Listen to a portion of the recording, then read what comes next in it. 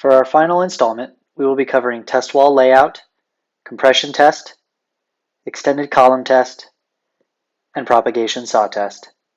We will also cover common issues experienced.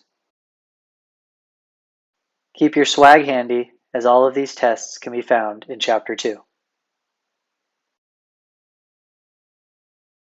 Referring back to our schematic, you can see we have a wide enough test wall to perform several of the tests targeting our weak layer. In the Pro 1 exam, you will have to perform a CT, ECT, and PST. Taking time to shave back your test wall, you will have a clean canvas and you can envision where you will place your compression test and extended column test.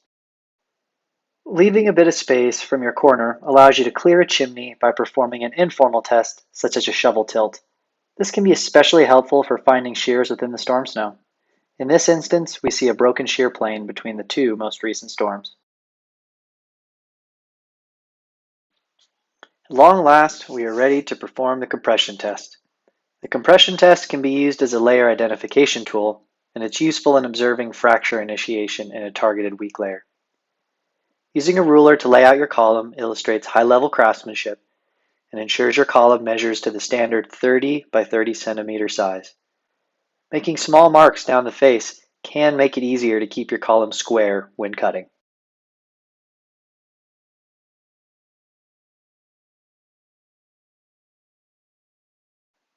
We have removed a small wedge and isolated the back of the column. We have left the saw blade in place at the depth of 100 centimeters, which is 15 centimeters below our layer of concern. Position yourself to be able to observe two faces of the column for fracture initiation. On our first of 10 taps from the wrist, we observe a sudden fracture. And again on our third. These are within the upper 20 centimeters of storm snow, and we will record them in a moment. Leveling the disturbed snow is generally acceptable, so taps can impact the column evenly moving forward. On our second tap from the elbow, we see a fracture partially cross the block. And on the third tap, it goes the rest of the way. We gently grab the block and see if it slides easily. It does not. We can then record the depth of the fracture from the snow surface. 35 centimeters. We score this as a CT 13 resistant planar down 35 centimeters. We can record the results we've observed thus far in each corresponding layer in the test column on the right-hand page. We complete the test and observe no further fractures. For our next act, we will perform the extended column test. The ECT is used by practitioners to gain insight into propensity for propagation in a targeted weak layer. During the exam, you will have the opportunity to ask for help in isolating the test. It is possible to perform this test alone with specific techniques. Again, start by using your ruler to lay out the test dimensions of 30 centimeters by 90 centimeters. We isolated to a depth of 100 centimeters in this instance, since our targeted weak layer is down 85 centimeters. This test is not recommended for layers beyond 120 centimeters in depth. We are using the saw to produce guide cuts along the back wall prior to using our cord. This can be particularly helpful if you have several crusts or other very hard layers in your snowpack.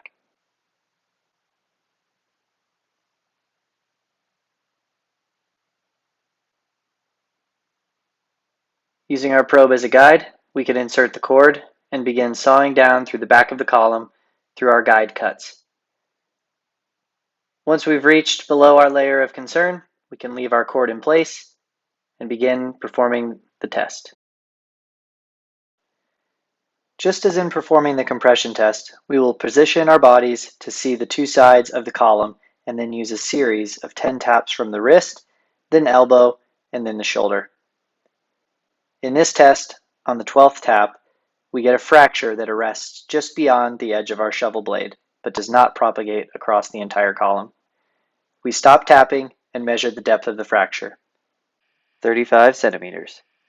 This is the same layer that we indicated initiation on during the previous compression test.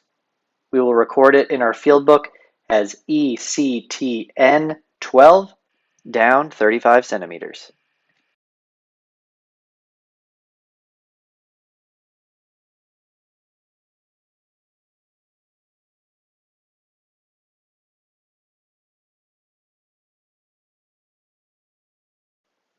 Completing the test, we observed no other fractures.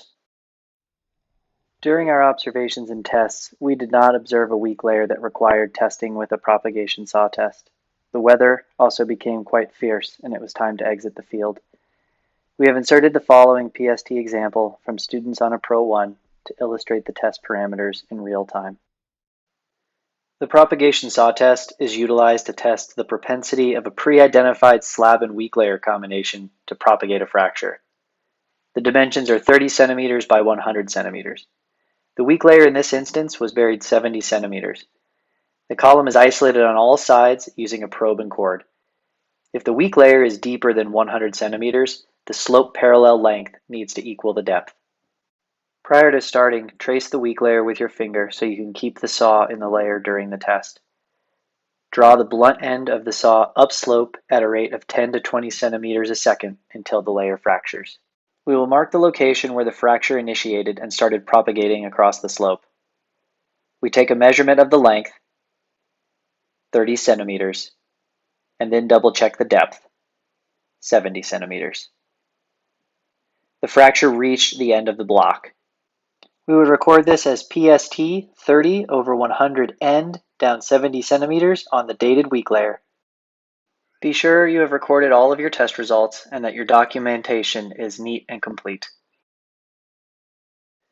Common issues during Snowpack tests include missing equipment like a saw or cord, poor time management resulting in haste during tests, poor craftsmanship that impacts the ability to observe fractures or using incorrect dimensions, and incomplete documentation like forgetting to record a test result.